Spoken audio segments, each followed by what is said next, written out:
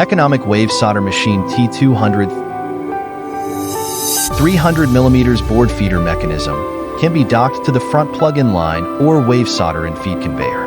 Track 0 to 250mm adjustable, according to the different sizes of different widths, using titanium alloy V-claw, stable and not jamming the board, according to customer requirements, can be adapted to not use the claw Flux spray. Adopts Japan ST6 nozzle. Stepping motor control, stable and reliable. Spray area modular design structure, easy to clean and maintain. Preheating area modular design, easy maintenance. Hot air preheating, better temperature uniformity, high precision temperature control.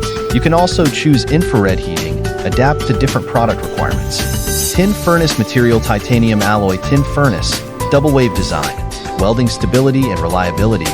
Tin furnace capacity of 180 kilograms, optional small tin furnace, 120 kilograms cost savings.